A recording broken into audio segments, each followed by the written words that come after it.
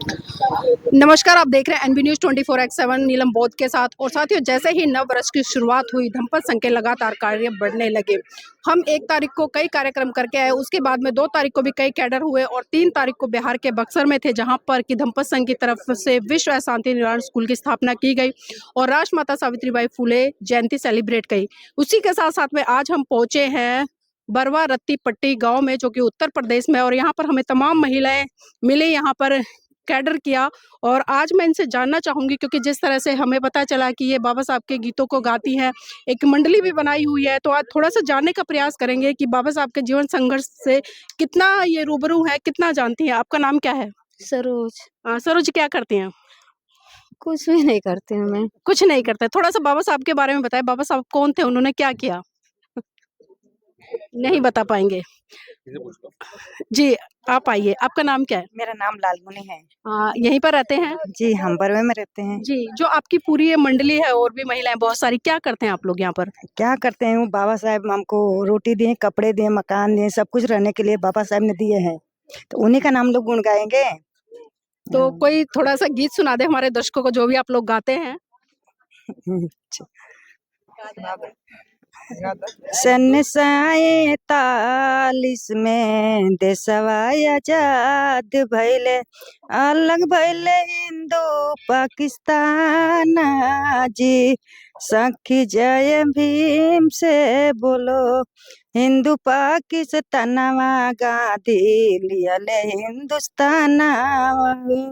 बेला भइले खिचड़ी खवाई जी। साहित्य हमने मतलब 1947 में भारत आजाद हुआ था, और जो आप यहाँ पर चर्चा कर रही थी, अभी बता रही थी कि बाबा साहब की वजह से ही सब कुछ मिला है। और भी बहुत सारी महिलाएं हैं, उनसे भी जुड़ेंगे। माता जी भी। माता जी, नाम क्या है? बिंदु देवी। बिंदु देवी जी, अभी यहाँ पर मैंने एक चर्चा की, मैंने पूछा कि जो बाबा साहब थे, उनकी जो पत्नी थी, उनका नाम क्या था? तो सिर्फ 2 ही महिलाओं के हाथ उठे, जिसमें कि आपका था। तो क्या लगता है, हमें अपने महान पुरुषों के बारे में जानना नहीं चाहिए? जरूर जानना चाहिए। तो क्या हाँ, आप हिंदू है या मुसलमान है? हम हिंदू हैं, लेकिन बनना चाहते हैं कि हम बौद्धिस्ट हो जाएं हम लोग। अच्छा, बौद्धिस्ट बनना चाहते हैं। जानकारी मिल रही है तो हम लोग क्या करें, जो आता है वो गाते हैं, बजाते हैं। तो बौद्ध बनने में कितना समय और लगेगा? कब छोड़ रहे हैं हिंदू धर्म को? छोड़ देंगे हम लोग, छोड़ देंगे। जानकारी मिल गई तो हम लोग छोड़ देंगे। जी, चलिए, अच्छी बात है, कह रहे हैं कि छोड़ देंगे। आपका नाम क्या है? शैली देवी। आप बाबा साहब को मानते हैं? जी, मानते हैं। तो हिंदू है या बौद्ध है या जैन है? नहीं, हिंदू है हम। हिंदू है। तो कैसे मानते हो बाबा साहब को? बाबा तो हमको बहुत है, वैसे मानते हैं हम लोग। मतलब वैसे ही मानते हो? हाँ। ये तो गलत बात हुई ना कि आधा अधूरा मानना है तो पूरा मानना चाहिए ना। पूरा मानते हैं ना, आधा अधूरा नहीं मानते हैं, पूरा मानते हैं बाबा साहब के बहुत। चलिए, ठीक है। आपका नाम क्या है? जी, मेरा डेजी सिन्हा नाम है। जी। तो क्या करते हैं आप यहाँ पर? हम यहाँ के प्रत्याशी रह चुके हैं, पहले जिला पंचायत चुनाव लड़ चुके हैं और आगे हमारी तैयारी भी है। जी, चलिए, मतलब आपने महिलाओं का नेतृत्व किया है यहाँ पे और जिला पंचायत में रह गए, तो अच्छी बात है। तो एक चीज जानना चाहूंगी, क्योंकि आप महिला है और महिला रहकर ग्राम पंचायत में आपने प्रतिनिधित्व भी किया है, तो क्या लगता नहीं है कि जिन महान पुरुषों ने इस देश की महिलाओं के लिए त्याग समर्पण किया, जो महिलाओं की जिम्मेदारी बनती है कि उनके कारवा को आगे बढ़ाएं? क्यों नहीं, बिल्कुल बनता है कि वो इस कारवा को आगे ले जाएं और हम भी उसमें अपना भरपूर योगदान देते हैं। ये भीम चर्चा जो है अपने ग्राम सभा, हमारा ग्राम सभा नेवादा है, ये बरवा रत्तीपट्टी हमारा पोस्ट पड़ता है। तो बिल्कुल चाहते हैं कि बाबा साहब के कारवा को हम लोग आगे लेके जाएं। और एक बात और है मैम, आपने अपने बातों में कहा कि जैसे बाबा साहब के विचारों को ग्रहण करना चाहिए, तो बहुत सारी ऐसी हमारी माताएं बहनें हैं जो पढ़ी लिखी नहीं है, जिनको आप बैठा के यदि पढ़ाना चाहें या समझाना चाहें तो मतलब नहीं समझ सकती हैं। जिनको जैसे थोड़ा सा ये नहीं होता है कि कुछ लोगों को मनोरंजन के द्वारा समझाया जाए तो उस चीज़ को बहुत जल्दी कवर करती हैं। तो ये साधन हमारे ख्याल से एक बढ़िया है। आपने ये भी कहा कि सिंदूर और बिंदी, तो हमें नहीं लगता जैसे बाबा साहब का अपमान नहीं, ठीक, बाबा साहब ने कहा, हम उस चीज़ का सम्मान करते हैं, आजीवन करेंगे भी। उस धर्म से है, उस समाज से है, हम भी उन परिस्थितियों को पढ़े हैं, जाने हैं और आज भी जी रहे हैं। बहुत सारी ऐसी महिलाएं हैं जो जी रही हैं, लेकिन कब एक जो देश में ये है बलात्कार ये वगैरह आप देख रही हैं, तो छोटी बच्चियों के साथ भी हो जा रहा है। मैं इसी पर सवाल लेना चाहूंगी। अभी आप जी सर, आप चुनाव लड़ने वाली हैं, आप क्या चाहती हैं कि आपको चुनने वाले लोग बौद्ध हो या हिंदू हो या मुसलमान हो? रुको सर, पहले मेरा एक सवाल आ रहा था। हाँ, तो मैडम अभी आपने जिस तरह से कहा कि समाज में जो बहन बेटी है उनके साथ में बलात्कार हो जाता है, लेकिन हम अक्सर देखते हैं कि जब भी किसी बहुजन बहन बेटी के साथ में, दलित बेटी के साथ में अत्याचार शोषण होता है, तो अखबारों में हेडिंग चलती है कि आज एक दलित बेटी के साथ में बलात्कार हुआ, लेकिन तभी अखबार वाले या नेता ये क्यों नहीं कहते कि आज एक हिंदू बेटी के साथ में बलात्कार हुआ?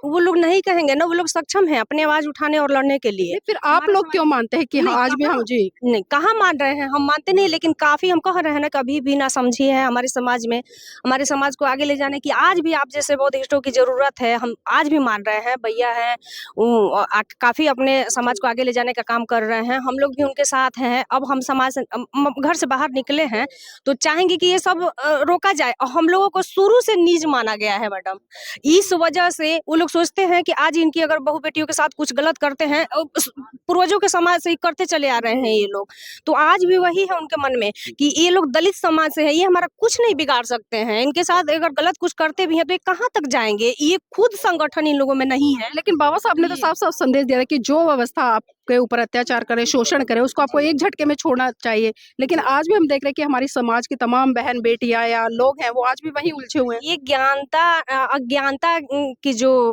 मार है हमारे समाज में, उसका कहीं ना कहीं बहुत बड़ा योगदान है, जिसकी वजह से आज भी लोग पीछे हैं या नहीं समझ पा रहे हैं, आगे खुल के नहीं आ पा रहे हैं। तो हम सबसे पहले यही कहना चाहेंगे कि बाबा साहब की मूर्तियां लगाए हैं, ठीक है, भीम चर्चा कर रहे हैं, ये भी सही है, लेकिन अपने बच्चों को जागरूक करने की जरूरत है। जागरूकता आएगी, शिक्षा आएगी, तो हो सकता है कि हमारा समाज आगे जाए और अपने अधिकारों के लिए लड़े और जाने कि हमारे साथ क्या गलत और क्या सही है। चलिए, और भी महिलाएं उनसे भी जुड़ेंगी। आपका नाम क्या है? पूनम। पूनम जी, ये बताएं, कल माता सावित्रीबाई फुले की जयंती थी, तो माता सावित्रीबाई फुले कौन है? हमें इतना अभी जानकारी नहीं है उनकी। जानकारी नहीं है, आप कुछ बता पाएंगे उनके बारे में? अभी शुरुआत है मैडम, अब जानकारी लेंगे तो बताएंगे। अब तो यहाँ कब से आ रहे हैं? आज ही से शुरुआत है। अच्छा, आज ही से शुरुआत है। तो देखिए, आज से शुरुआत है, आज पहला ही दिन है। माता जी, नाम क्या है? देवंती। माता सावित्रीबाई फुले के बारे में कुछ जानते हैं? नहीं, उनके बारे में नहीं जान पाए। माता रमाबाई के बारे में? नहीं जान पाएंगे। बाबा साहब के बारे में? बाबा साहब के बारे में जानते हैं। जी, बाबा साहब के बारे में जानते हैं। तो और भी महिलाएं हैं। आपका नाम क्या है? रमेशिया देवी। माता रमाबाई के बारे में कुछ जानते हैं? सावित्रीबाई फुले के बारे में? ज्योतिबा फुले? नहीं। बाबा साहब? नहीं जानते। तो देखिए, कहीं ना कहीं वही चीजें हैं, लेकिन फिर भी हम कहेंगे कि जैसे जैसे समाज में जागरूकता आ रही है, वैसे वैसे महिलाएं घर से बाहर निकल रही हैं, चीज़ों को समझ रही हैं।